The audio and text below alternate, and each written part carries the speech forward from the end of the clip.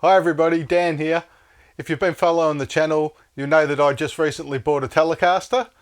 Well, today I had a chance to plug it in and have a good play for a few hours, put some backing tracks on as well, and it's made me rethink my pedal board. There's two videos on the channel about my pedal boards. The very first video I did, which is just filming the board on the floor, is my big pedal board, and I'd done one about a month ago on a smaller version of that pedal board. After having a good play today, what I realised was if I turn up the gain on the amp, I don't really need much. So the challenge I've set for myself is to see if I can make my sound work with just 3 pedals. So the pedal board all this started with was a Boss BCB60 with 6 Boss pedals in it. I'll quickly pop that up on the screen so you can have a look, and as you can see, my journey's come a long way from the stock standard Boss pedals. The challenge I've set for myself today is to see if I can whittle my sound down to 3 pedals. So I've got a Boss BCB30 pedal case here, and we're going to get started. So let's go over to the big board and see what I can't live without. This is going to be tough because there's 11 pedals on that board and we're narrowing this down to 3. So let's go. So starting on the right, we've got the Supro tremolo pedal. I really love this pedal. It doesn't get used that much, but when I do use it, it is one of my favorite things.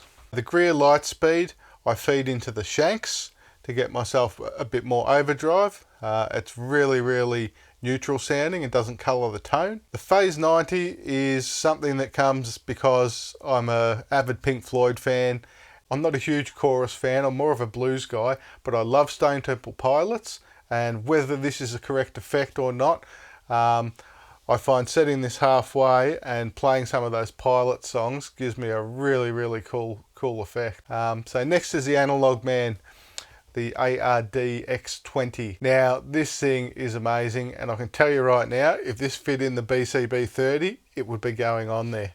But unfortunately it's too big, so it's not a contender. So that's the first one out. The Archer I use for a lead boost, but playing the Tele today made me realise that I've got so much control there using just a volume and tone pot on the guitar that maybe I can get away without a lead boost.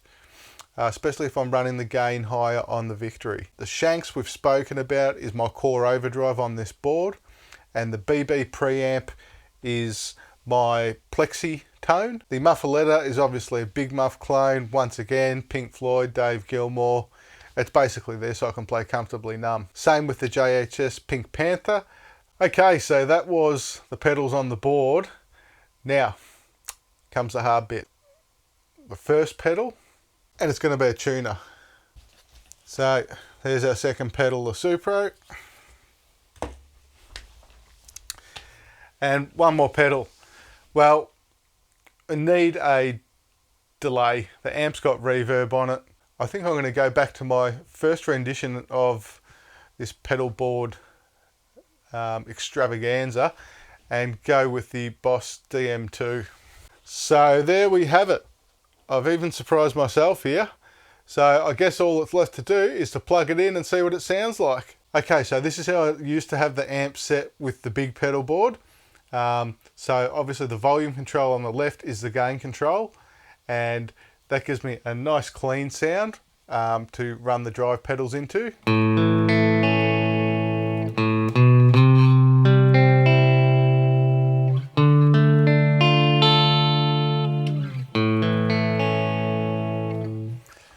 And what I did today was I cranked that right up and brought the master down. So let's do that and see what it sounds like.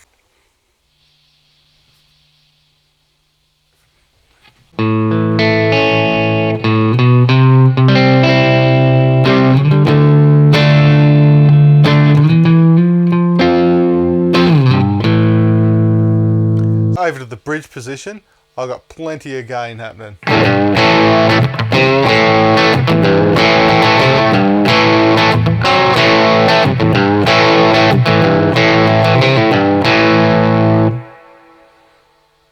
and plenty of reverb too. Might turn that down a little bit. If we use the volume control, we can control that. So even on the bridge pickup,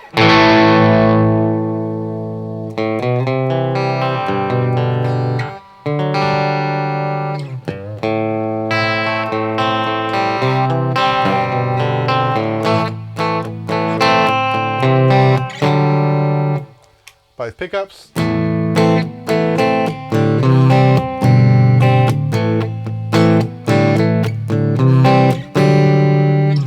Turn it right up. Bridge.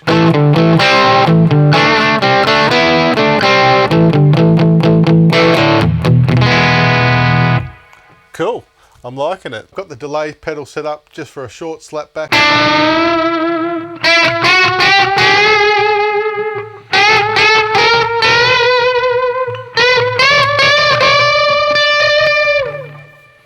Let's turn up the repeats and have a quick listen to that.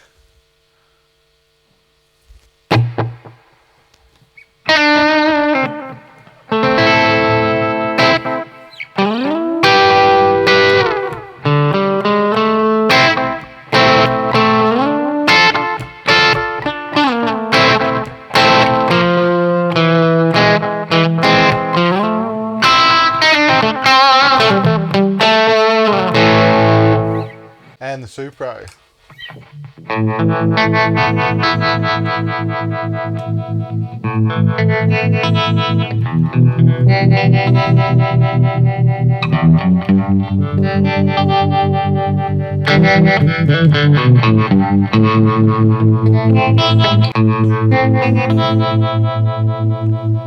Notice how the telly darkens up when I turn the volume down? I think it needs a treble bleed for me. Or I can flick over to the bridge pickup.